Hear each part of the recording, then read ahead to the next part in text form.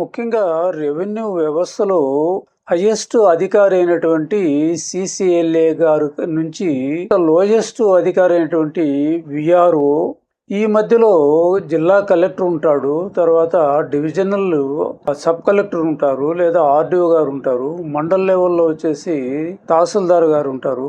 ఆయన కింద పనిచేసేటువంటి డిప్యూటీ తహసీల్దారు, తర్వాత మండల రెవెన్యూ ఇన్స్పెక్టరు, తర్వాత మండల సర్వేయరు, తర్వాత విఆర్ఓ, వాళ్ళ తర్వాత విఆర్ఏ అనేటువంటి అతి తక్కువ క్యాడర్ అయినటువంటి వ్యవస్థ ఉంటుంది. ముఖ్యంగా గ్రామ పరిపాలనలో వీళ్ళు వెన్నెముక లాంటి వాళ్ళు.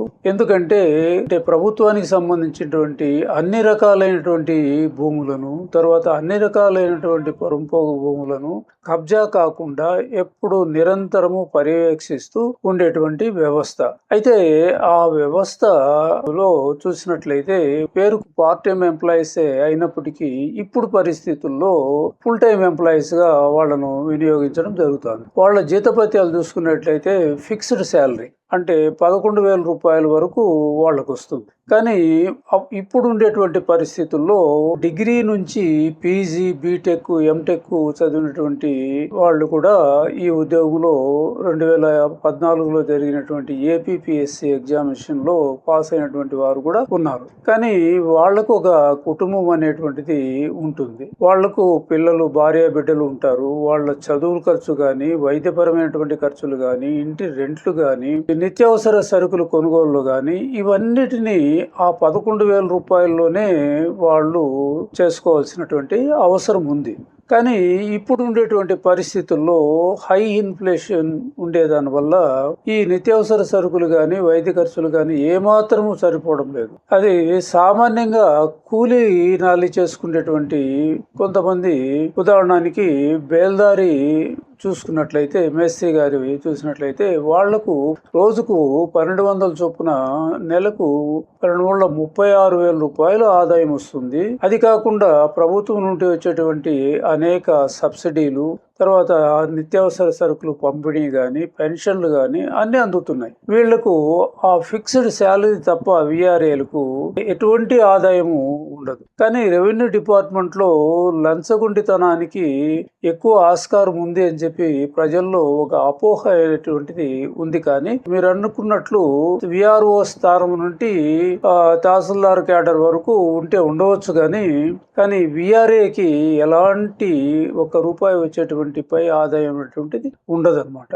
కాబట్టి వాళ్ళని గురించి ఈరోజు ఒక డీటెయిల్డ్ వీడియో చేయాలనేటువంటి ఉద్దేశంతో ఈ వీడియో చేయడం జరుగుతుంది. అంటే దీనికి పూర్వము ఈ వ్యవస్థ ముందు ఎలా ఏర్పడిందంటే, బ్రిటిష్ కాలం కంటే ముందు నుంచి కూడా ఈ వ్యవస్థ ఉండేటువంటిది. అంటే రాజుల కాలంలో, తర్వాత ఈ జమీందారీ, జాగీర్దారీ వ్యవస్థల్లో వీళ్ళను అప్పట్లో విఆర్ఏలు కాకుండా బంట్రోతులని, తలారీలని, వెట్టి అనేటువంటిది, తోటి అనేటువంటిది, తర్వాత నీరు గట్టి అనేటువంటి వివిధ పేర్లతో పిలువబడేటువంటి వారు అనమాట. అంటే గ్రామంలో ఏమి జరిగినా కూడా వాళ్ళు అన్ని చూడాల్సినటువంటి బాధ్యత. ముందు బ్రిటిష్ కాలంలో ప్రధాన ఆదాయమైనటువంటి భూమి శిస్తును వసూలు చేయడంలో వీళ్ళు ప్రధాన పాత్ర వహించేవాళ్ళు అనమాట. వీళ్ళ పైన వచ్చేసి ఇదివరలో మున్సపు కరణాలు, తర్వాత తెలంగాణలో అయితే పటేల్ పట్వార్ వ్యవస్థ ఉండేటువంటిది. ఆ వ్యవస్థ పర్మనెంట్ గా ఉండేది. తాత ముత్తాతల కాలం నుండి ఒకే కుటుంబము చేస్తూ వచ్చేదానివల్ల, అందువల్ల గ్రామం పైన పట్టు ఎక్కువ ఉండేది. అంటే ప్రతి ఒక్కరి పేర్లతో కూడా వాళ్ళు పిలిచేవారు. వారికి ఎంతెంత భూమి ఉంది, ఎంతెంత శిస్తు కట్టాలా అనేటువంటిది వాళ్లకు నోటిఫై అయిపోయి ఉంటుంది అనమాట. అదేవిధంగా వంశపారంపర్య వ్యవస్థ కాబట్టి ఆ విధంగా ఉండేది. ఈ బంట్రోతు వ్యవస్థ కూడా వంశపారంపర్యగానే ఒకే కుటుంబం నుంచి వచ్చేవాళ్ళు అనమాట. అయితే ఈ వ్యవస్థ 1985లో ఎన్టీ రామారావు గారు వచ్చిన తర్వాత ఈ వ్యవస్థను రద్దు చేయడం జరిగింది. అంటే ఈ మున్సఫ్ కారణము, పటేల్ పట్వారి వ్యవస్థను పూర్తిగా రద్దు చేసి వాళ్ళ ప్లేస్లో ఒక్కరినే తేవడం జరిగింది. వాళ్లే ఇప్పుడు ప్రస్తుతం ఉన్నటువంటి విఆర్ఓలు అనమాట. కానీ ఈ బంట్రోతులు, తలారీలు ఇటువంటి వ్యవస్థ అనేటువంటిది కంటిన్యూ చేయడం జరుగుతూ ఉందన్నమాట. అందులో అప్పుడు ఆయన భూమి శిస్తు పైన పూర్తిగా శిస్తు రద్దు చేయడం జరిగింది. అయితే చెరువుల కింద, వాగుల కింద ఉండేటువంటి, డ్యాముల కింద ఉండేటువంటి భూముల్లో వెట్లాండ్కి సంబంధించిన శిస్తు మాత్రమే కలెక్ట్ చేస్తున్నారు. ఇప్పుడు ఆ శిస్తు కూడా ఈ సచివాలయ వ్యవస్థ వచ్చిన తర్వాత ఆన్లైన్లోనే పే చేసేటువంటి సౌలభ్యం కూడా ఉంది. అంటే ఇప్పుడు పరిస్థితుల్లో ఈ విఆర్ఏ వ్యవస్థతో పెద్దగా పని లేదు గ్రామంలో. ఎందుకంటే ఈ విఆర్ఓ ఈ కార్యక్రమాలన్నీ కూడా చూసుకోవస్తుందన్నమాట. ఈ వ్యవస్థ 2005లో వీళ్లను తలారీలు, బంట్రోతులు, వెట్టి, తర్వాత ఇలాంటి పేర్లతో పిలవకుండా అందరినీ ఒకే పేరుతో పిలిచేటట్లుగా ఒక జీవో తేవడం జరిగింది. ఆ జీవో వచ్చేసి 1849/2005 డేటెడ్ 28/10/2005 నుండి ఈ వ్యవస్థ తేవడం జరిగింది. ఇందులో ఏం చేస్తున్నారంటే ఇదివరలో ఎలాంటి రూల్స్ అండ్ రెగ్యులేషన్స్ ఉండేవి కావు. వీళ్ళు ఇప్పుడు ఏం చేస్తున్నారు, minimum qualification 7th class pass అయ్యి ఉండాలా. తర్వాత రిటైర్మెంట్ వయసు ఇదివరలో ఉండేది కాదు, వంశపారంపర్యంగా ఉండేది. ఇప్పుడు ఏం చేస్తున్నారంటే 18 సంవత్సరాలు పైబడి 42 సంవత్సరాలు లోపల వరకు వారి వయసు ఉండాలా. అయితే ఎస్సీ, బీసీ, ఎస్టీలకు 5 ఏళ్లు మినహాయింపు ఇవ్వడం జరిగింది. అంటే సుమారు ఈ 42+5 47 సంవత్సరాల వరకు వీళ్ళు ఉద్యోగంలో చేరేటువంటి అవకాశం ఉంది. తర్వాత రిటైర్మెంట్ వయసు కూడా 60 సంవత్సరాలకు తేవడం జరిగింది. వీళ్ళందరినీ కూడా తహసీల్దారు మాత్రమే అపాయింట్మెంట్ చేసుకోవాలా. వాళ్ళపైన క్రమశిక్షణలు చర్యలు తీసుకోవడము, మరియు వాళ్లకు లీవులు శాంక్షన్ చేయడము. వారికి సంవత్సరానికి 12 రోజులు పబ్లిక్ హాలిడేస్ ఉంటాయి, 3 వచ్చేసి ఓహెచ్ హాలిడేస్ ఉంటాయి అన్నమాట. ఇవి కాకుండా 6 నెలల వరకు వైద్య సంబంధమైనటువంటి లీవులను కూడా తహసీల్దారు శాంక్షన్ చేసేటువంటి అధికారము ఉందన్నమాట. ఇది అప్పుడు తెచ్చినటువంటి జీవో ప్రకారం జరిగేది. 29/9/2011లో ఒక జీవో తేవడం జరిగింది. ఆ జీవో నెంబర్ వచ్చేసి జీవోఎంఎస్ నెంబరు 1745. ఇందులో ఏం జరిగిందంటే వయసును పెంచడం జరిగింది. 60 సంవత్సరాలు రిటైర్మెంట్ వయసు ఉన్నట్లయితే దాన్ని 65 సంవత్సరాలకు పొడిగించడం జరిగింది. తర్వాత మళ్ళా 11/11/2011లో మరొక జీవో తేవడం జరిగింది. ఆ జీవో ఎంఎస్ నెంబర్ వచ్చేసి 1867. దీని ప్రకారము 7th క్లాసు ఇదివరలో ఉన్నటువంటిది ఇప్పుడు 10th క్లాస్ వరకు మినిమం క్వాలిఫికేషన్ పెట్టడం జరిగిందనమాట. 2014లో ఏపీపీఎస్సి సర్వీస్ కమిషన్ జరపడం జరిగింది. అందులో చాలా మంది పట్టభద్రులు కూడా, పీజీ చేసిన వాళ్ళు, బీటెక్, ఎంటెక్ చేసినటువంటి వాళ్ళు కూడా సెలెక్ట్ కావడం జరిగింది. కానీ వాళ్ళ జీతభత్యాలు వచ్చేసి ఇదివరలో అయితే 50 రూపాయల నుంచి వాళ్ళ జీతభత్యాలు ఉండేటివి. అప్పుడు పార్ట్ టైం ఎంప్లాయీస్ అనమాట ఈ బంట్రోతు వ్యవస్థ అనేటువంటిది. ఆ వ్యవస్థ ఎలా ఉండేదంటే ఎప్పుడో సంవత్సరానికి ఒకసారి మాత్రమే పని చేసేవాళ్ళు. మిగతా టైంలో వాళ్ళకు సొంత ఇల్లు ఉండేది, సొంత భూములు ఉండేది, వ్యవసాయం చేసుకొని బ్రతికేవారు. అప్పుడు ఈ 50 రూపాయలకు అప్పుడు సరిపోయేది అనమాట. ఇప్పుడు ఏమవుతుందంటే బయట నుండి అభ్యర్థులను సెలెక్ట్ చేసుకునే దానివల్ల ఈ బయట నుండి వచ్చేవాళ్ళు ఇంటి రెంట్ తీసుకోవాల్సిన పరిస్థితి ఏర్పడుతుంది. స్కూల్ ఖర్చులు కానీ, తర్వాత వైద్య ఖర్చులు, ఇవన్నీ కూడా సరిపోవు. 11,000 రూపాయలు అంటే ఈ కాలంలో ఏ పక్కకు సరిపోదన్నమాట. ఇతర ఆదాయాలు చూస్తామంటే ఎలాంటి ఆదాయము వాళ్లకు ఉండదన్నమాట.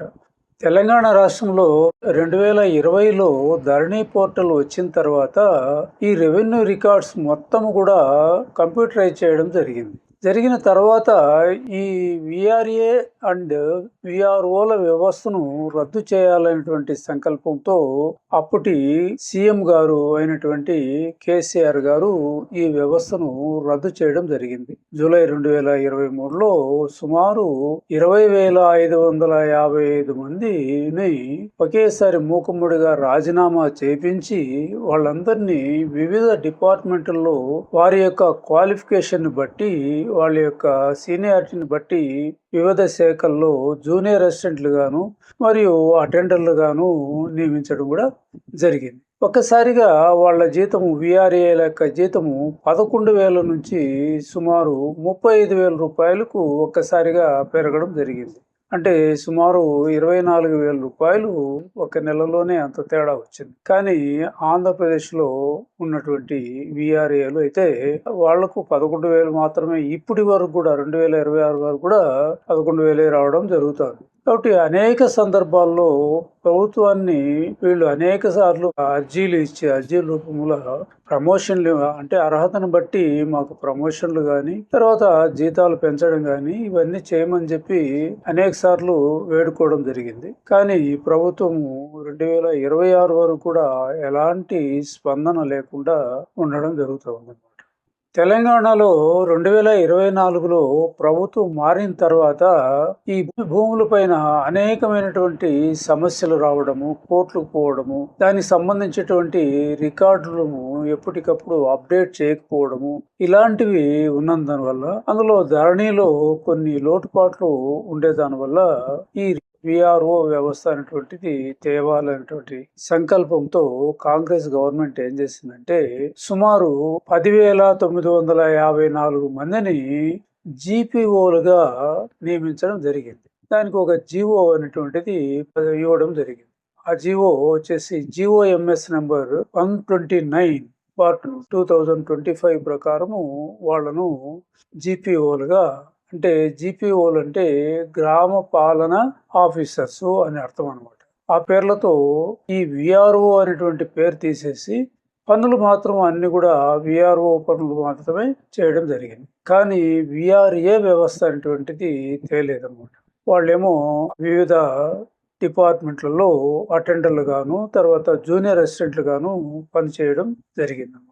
కాబట్టి ఇప్పుడు ప్రస్తుతము 2 రాష్ట్రాల్లో కూడా మనం చూసుకున్నట్లయితే ఈ భూమి శిస్తు రద్దయిన తర్వాత ఈ విఆర్ఏ వ్యవస్థలు కూడా అవసరము లేదన్నమాట. ఎందుకంటే వాళ్ళు చేయాల్సినటువంటి పనులన్నీ కూడా ఒక విఆర్ఓ మాత్రమే చేయగల శక్తి వాళ్ళకుంది. గ్రామ రికార్డులను మెయింటైన్ చేయడం, ప్రభుత్వ భూములు చూసుకోవడం, ఇవన్నిటిని కూడా వాళ్ళే చేయవలసి ఉంది. ఇది కాకుండా ఆంధ్రప్రదేశ్లో ఇది పార్ట్ టైం ఎంప్లాయీస్ అయినప్పటికీ గౌరవ వేతనం 11,000 ఇచ్చినప్పటికీ వాళ్ళను ఫుల్ టైం ఎంప్లాయీస్ గా వాళ్ళు ఎంఆర్ఓ ఆఫీసులో వాడుకోవడం జరుగుతుంది. 7th క్లాస్ 10th క్లాస్ ఉందో వాళ్ళని వచ్చేసి నైట్ వాచ్మెన్లు గాను తర్వాత వివిధ సబ్జెక్టులు ఇచ్చి వాళ్ళను క్లర్కుల ప్లేస్ లో కూర్చొని పెట్టడము, తర్వాత కంప్యూటరైజ్ చేయడము, ఇలాంటి పనులన్నీ కూడా ఫుల్ టైమ్ గా వాడుకుంటున్నారు. కానీ వాళ్లకు జీతభత్యాల్లో ఎలాంటి మార్పులు లేవు అని చెప్పి వాళ్ళు అనేక సందర్భాల్లో నిరాహార దీక్షలు ఇలాంటివి చేస్తూ ప్రభుత్వానికి అనేక నివేదికలు ఇచ్చినప్పటికీ కూడా ప్రభుత్వం ఇప్పటి వరకు కూడా ఎలాంటి స్పందన లేదు అనేటువంటిది వాళ్ళు చెప్పుకునేటువంటి విషయం.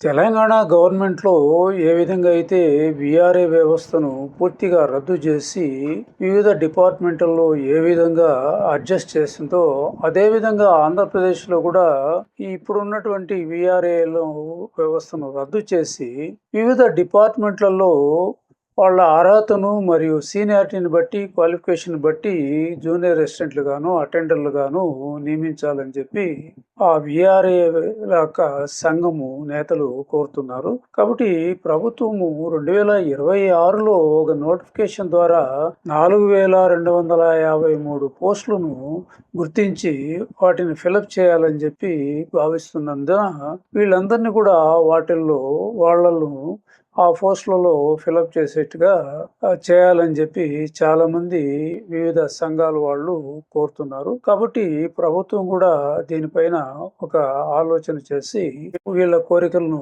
సాధ్యమైనంత వరకు నెరవేర్చాలని, లేదంటే వాళ్లకు ఒకవేళ మార్చలేనటువంటి పరిస్థితులు ఉన్నప్పుడు వాళ్లకు ప్రమోషన్లు ఇచ్చి, ఎందుకంటే వాళ్ళ సీనియారిటీ 12 ఏళ్ళు పైబడి సుమారు 20 ఏళ్ళుగా ఉండేటువంటి వ్యక్తులు కూడా ఉండారని చెప్పి వాళ్ళు వెల్లడించడం జరిగింది. దాని ప్రకారము అర్హత కలిగిన వ్యక్తులందరికీ జూనియర్ అసిస్టెంట్లు గాను అంటే ఇంటర్మీడియట్ క్యాడర్ నుంచి పైనుండే వాళ్లకు, ఇంటర్మీడియట్ క్యాడర్ కు తక్కువ ఉండేటువంటి వాళ్లకు అటెండర్ క్యాడర్ కల్పించాలని చెప్పి చాలా మంది ఈ విధంగా కోరుతున్నారు. అట్లు కాని ఎడల అందరికీ తెలంగాణలో ఏ విధంగా జీతాలు పెరిగినాయో ఆ విధమైనటువంటి జీతాలు మాకు కూడా పెంచండి అని చెప్పి వాళ్ళు అనేక సందర్భాల్లో ప్రభుత్వానికి విన్నవించుకున్నట్లు తెలియచున్నది. కాబట్టి ప్రభుత్వం ఈ విషయంగా ప్రత్యేక శ్రద్ధ తీసుకుని తగు నిర్ణయాలు తీసుకుంటుందని అందరం ఆశిస్తాం. Thank you very much.